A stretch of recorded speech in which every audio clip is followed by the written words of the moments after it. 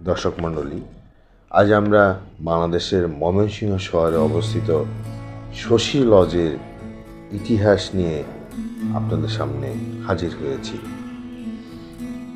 Shashi lodge বাংলাদেশের ময়মনসিংহ শহরের কেন্দ্রস্থলে অবস্থিত মহারাজা শশীকান্ত আচার্যের বাড়ি, যা ময়মনসিংহের রাজবাড়ি নামেও সমাধিখ্যাত। শহরের কেন্দ্রস্থলে ব্রহ্মপুত্র নদের অদূরে এ রাজবাড়ি অবস্থিত।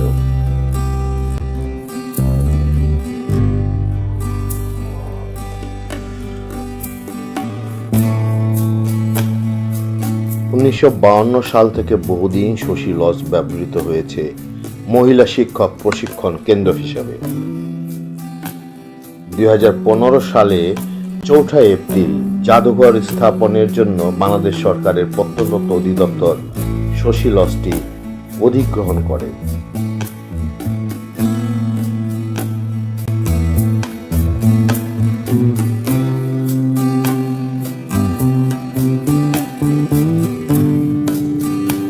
মুক্তাগাছা জমিদারির প্রতিষ্ঠাতা শ্রীকৃষ্ণ আচার্য চৌধুরীর তৃতীয় উত্তর পুরুষ রঘুনন্দন আচার্য চৌধুরী নিঃসন্তান ছিলেন, অথচ পিতৃতান্ত্রিক সমাজের সাংগঠনিক কাঠামো অনুযায়ী সম্পত্তি সংরক্ষণের সক্ষম একটি পুত্র সন্তান ভীষণভাবে প্রয়োজন অনুভব করে দত্তক পুত্র গ্রহণের সিদ্ধান্তে উপনীত হলেন তিনি। গৌরীকান্ত আচার্য চৌধুরীকে দত্তক নিলেন রঘুনন্দন। মৃত্যুর আগে দত্তক পুত্রের হাতে জমিদারির ভার অর্পণ করেন।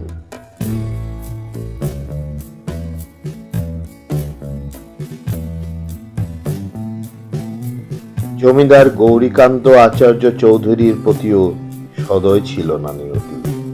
সন্তানহীন অবস্থায় অকাল প্রয়াণ ঘটল তারও। গৌরীকান্তের বিধবা পত্নী বিমলা দেবী দত্তক নিলেন কাশীকান্তকে। কাশীকান্তের কপালও মন্দ ছিল ভীষণ। দীর্ঘ রোগ যন্ত্রণায় ভুগে সন্তানহীন অবস্থায় পরলোক গমন করলেন তিনিও। তার বিধবা পত্নী লক্ষ্মী দেবী আচার্য চৌধুরী রানী পূর্বসূরীদের পথ অনুসরণ করে দত্তক নিলেন চন্দ্রকান্তকে। ভাগ্যের বিরুদ্ধাচরণে চন্দ্রকান্তও অতি দ্রুত ত্যাগ করলেন পৃথিবীর মায়া। তবে হাল ছাড়লেন না লক্ষ্মী দেবী, পুনরায় দত্তক নিলেন তিনি। দ্বিতীয় দত্তক পুত্রের পূর্ব নাম ছিল পূর্ণচন্দ্র মজুমদার। কুলগুরুর সামনে মহাসমারোহে লক্ষ্মী দেবী নতুন নাম রাখলেন সূর্যকান্ত আচার্য চৌধুরী।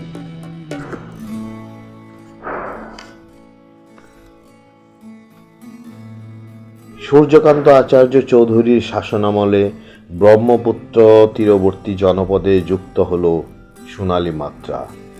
প্রায় 41 বছর জমিদারি পরিচালনার প্রশস্ত প্রেক্ষাপটে বহু জনহিতকর কাজ করলেন তিনি।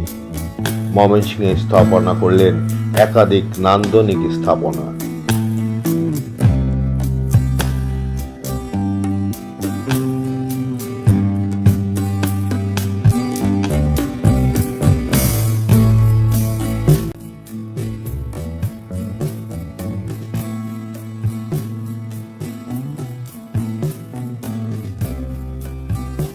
ঊনবিংশ শতকের শেষ প্রান্তে ময়মনসিংহ শহরের কেন্দ্রস্থলে 9 একর ভূমির উপর একটি অসাধারণ দ্বিতল ভবন নির্মাণ করলেন সূর্যকান্ত। নিঃসন্তান সূর্যকান্তের দত্তক পুত্র শশীকান্ত আচার্য চৌধুরীর নামে এই ভবনের নাম রাখা হল শশী লজ। বিখ্যাত এই ভবনটি 1897 সালের 12 জুন গ্রেট ইন্ডিয়ান ভূমিকম্পে বিধ্বস্ত হলে অত্যন্ত ব্যথিত হন তিনি। 1905 সালে ঠিক একই স্থানে নতুনভাবে শশী লজ নির্মাণ করেন পরবর্তী জমিদার শশীকান্ত আচার্য চৌধুরী।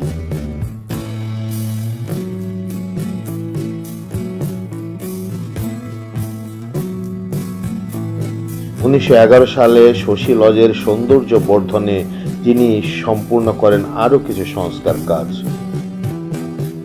নবীন জমিদারের প্রাণান্ত প্রয়াসে শশী লজ হয়ে ওঠে অনিন্দ্য সুন্দর অপরূপ। পুরো বাড়িটি 9 একর জমির উপর প্রতিষ্ঠিত।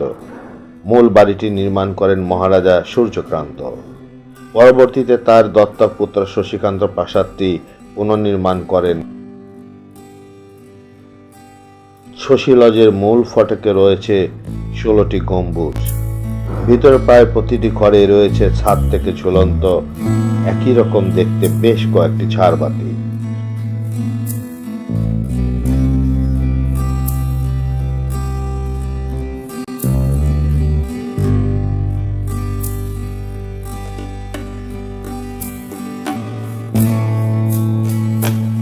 সাধারণ বাসভবন ছাড়াও বাড়িটিতে আছে নাচঘর, স্নানঘর।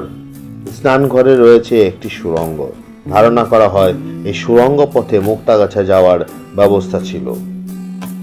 মূল ভবনের পেছন ভাগেও রয়েছে একটি স্নানঘর।